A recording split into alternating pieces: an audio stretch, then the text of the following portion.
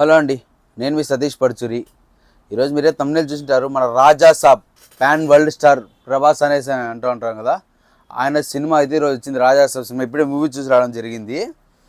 Cinema ఎలా ఉందనే దాని మొదలు చూసుకుంటే ఫస్ట్ సినిమా వచ్చి పక్కన పెడితే ఫస్ట్ మారుతి గారు అయితే ఆ కటౌట్ని ఆ క్రేజ్ని యూటిలైజ్ చేసుకోలేకపోయాను నేనైతే ఫీల్ అవుతున్నాను. ఆ క్రేజ్ నాకు ఎందుకంటే మారుతి గారు తీసిన చిన్న చిన్న సినిమాలు మనం చూసుకుంటే మంచి రోజులు వచ్చాయి, అలాగే ప్రతిరోజు పండగ, ఇదేది మహానుభావుడేరా, బాబు బంగారము, భలే భలే మొగడవై, అంటే వీళ్ళంతా అప్పుడు ఉన్న హీరోస్లో కొంచెం క్రేజ్ తక్కువ వీళ్ళకి హీరోస్. కానీ బాబు బంగారము ఆ రేంజు, ప్రతిరోజు పండగ టైంలో ఆల్రెడీ బాహుబలి పాడి ప్రభాస్ గారు అంటే ప్యాన్ వరల్డ్ స్టార్ అయ్యారు. అట్లాంటి స్టార్ని ఆ కటౌట్కి ఆ రేంజ్కు ఆ కటౌట్ ఏం చేసినా ఆఖరి ముసలితో ఫైట్ చేసినా కూడా ఆ కటౌట్కి ముసలి కూడా తక్కువ, డ్రాగన్ డైనోసార్ కూడా తక్కువ అని చెప్పేసి మనము ఇచ్చాం ప్రభాస్ గారికి. అంటే డైనోసార్తో పోలుస్తున్నాం ప్రభాస్ గారిని. అట్లాంటి కటౌట్ని మనం కరెక్ట్గా యూటిలైజ్ చేసుకోలేదని నాకైతే అనిపించింది. దీనిపై మీ ఒపీనియన్ ఏంటంటే కామెంట్ చెప్పండి. ఎందుకంటే నేను ఎందుకు చెప్తున్నాను ఈ మాట, ఎందుకంటే సినిమా పరంగా చూసుకుంటే మనకు స్టోరీ పరంగా ఓకే బాగుంది, కంటెంట్ అయితే కొత్తగా ఆలోచించి అంటే ఏంది మనకు ఆత్మలు అనేది అంటే మన పూర్వీకులైనా కూడా తన సంపద తనే ఉపయోగించుకోవాలా, వాళ్ళను నా తదనంతరం ఉపయోగించుకునే అవకాశం లేదు అనే దాని మీద తీశాడు. ఓకే రైట్, బాగుంది.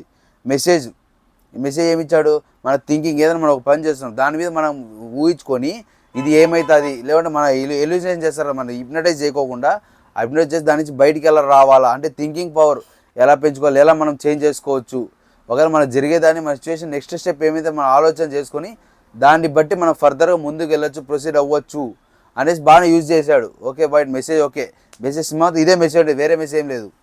సినిమా మెసేజ్ అంటే ఏంటంటే మనం యూటిలైజ్ అనేది సెకండ్ హాఫ్ లాస్ట్లో వస్తుంది, అది కూడా ఒక హాఫ్ అన్ అవర్ 1 అవర్ ఉండగా. ఫస్ట్ అంతా మనం డొల్లే.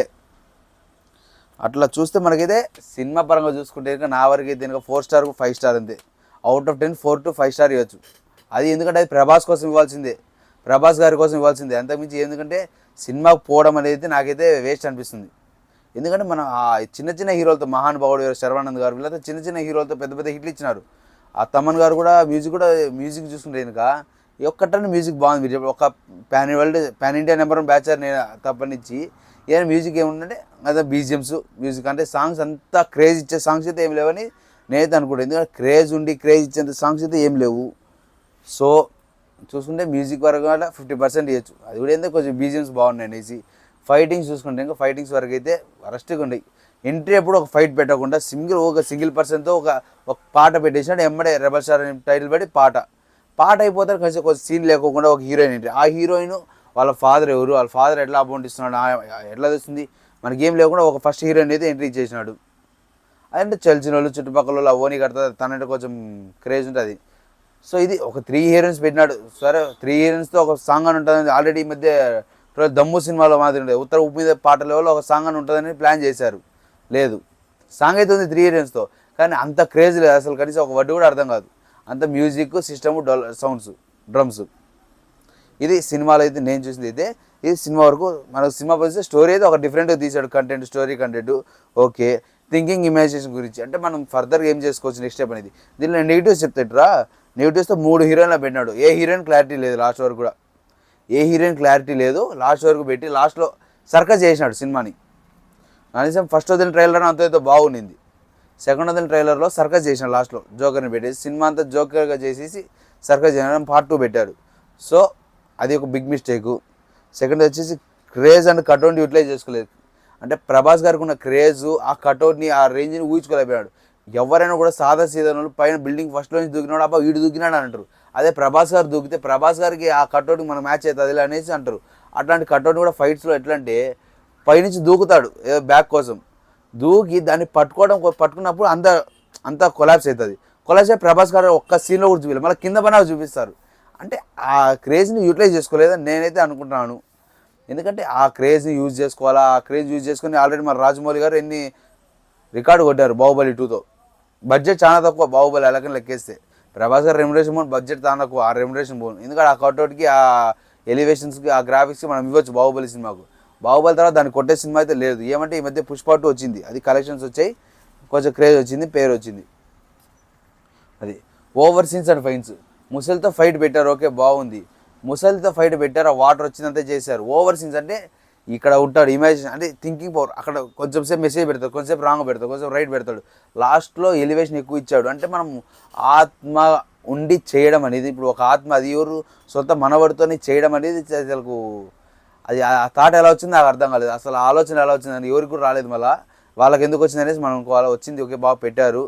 కానీ ఆ సీన్స్ని కరెక్ట్ పర్ఫెక్ట్ యూటిలైజ్ చేయలే. అంటే కొంచెం ఎట్లా అంటే ఇప్పుడు ఆ భర్త కోసం ఆ భర్తను చూడాలని చెప్పేసి చివరిదాకా ఉండి లాస్ట్ మినిట్లో ఆ భర్తను చూపిస్తే ఏమవుతుంది, ఆ భర్త చంపేసినామని చెప్పి వాళ్ళ తాతను చంపేసినని చెప్పేసి ప్రభాస్ వాళ్ళ నాన్నమ్మతో అందామని పోతే అసలు నేను ఎవరు అని అంటే నిమ్మకాయల ప్రసాద్ చేశారు లాస్ట్ ఆయన నిమ్మకాయల ప్రసాద్ చేసినారు.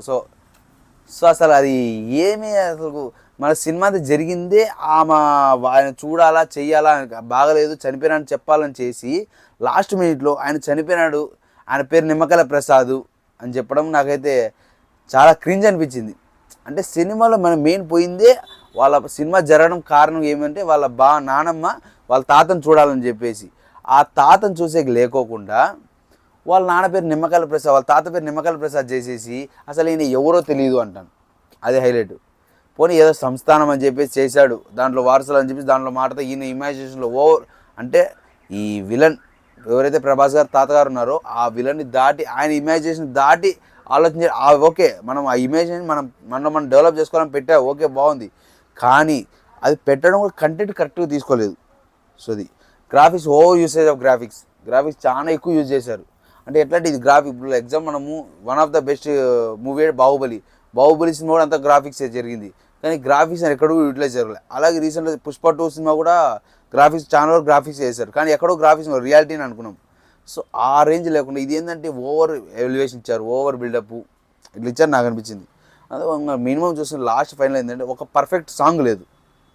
అంటే ఇది సాంగ్ ఇది ఇప్పుడు ఒక పాన్ ఇండియా బ్యాచలర్ సాంగ్ అప్పటి నుంచి అది కూడా ఏమంటే కొంచెం సేపే ఆ ఊపు వచ్చి ఏదైనా చేద్దాము దానికి అనుకునేసరికి ఇంకో బీజిఎం మారిపోతుంది.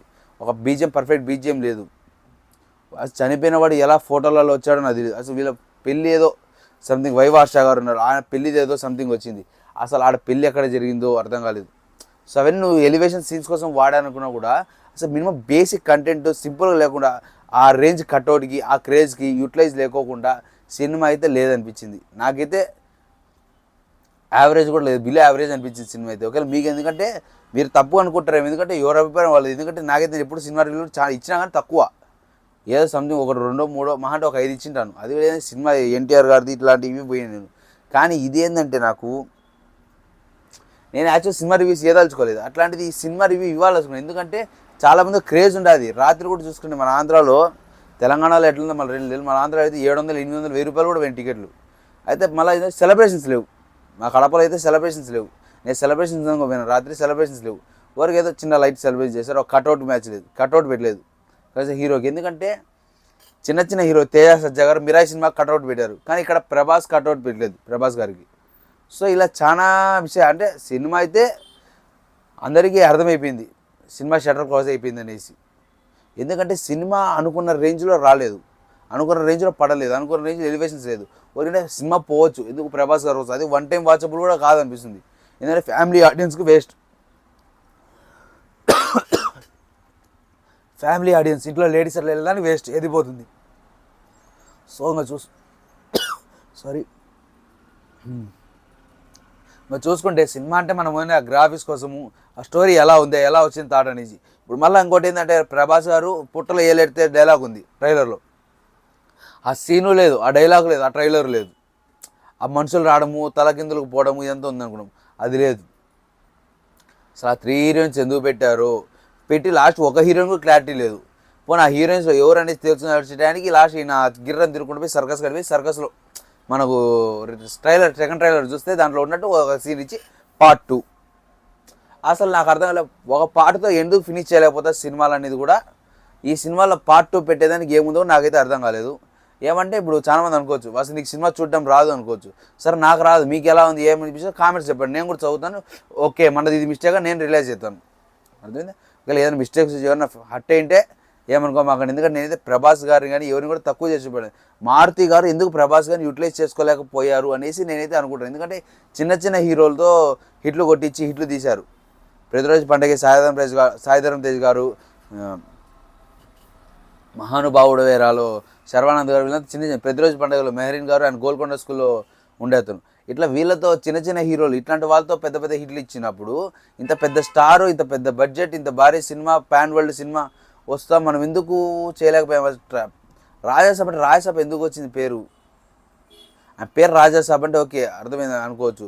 అసలు ఆ పేరుకు దాంట్లో పెట్టిన దానికి అసలు ఆయన బంగారం ఆయన తీసుకునే దానికి అసలు ఏమైనా సంబంధం ఉంది? పోనీ అంతా చేసి లాస్ట్ వాళ్ళ నాన్నమ్మ కోసం చేసినట్టే లాస్ట్ వాళ్ళ నాన్నమ్మ వచ్చేసి ఎవరు నాన్నడం నిమ్మకాయల ప్రసాద్ చేయడం అసలు అయితే నాకు చాలా క్రింజ్కి వచ్చింది స్టోరీ. మళ్ళీ ఏమంటే ఇప్పుడు 10వ తారీఖు పైన 16వ తారీఖు పైన ఏదో వచ్చింది, మళ్ళీ సీన్స్ యాడ్ చేస్తున్నామని చెప్పేసి. అంటే ఇప్పుడు పోయింది బొక్కే జనాలందరికీ. సో దీనిపై మీ అభిప్రాయం అనేది కామెంట్ చేయండి. ఎవరైనా ఫీల్ అయితే మాత్రం ఏమనుకోమాకండి. అది ఒకవేళ నచ్చితే ఇంకా లైక్ చేసి షేర్ చేసి సబ్స్క్రైబ్ చేయండి.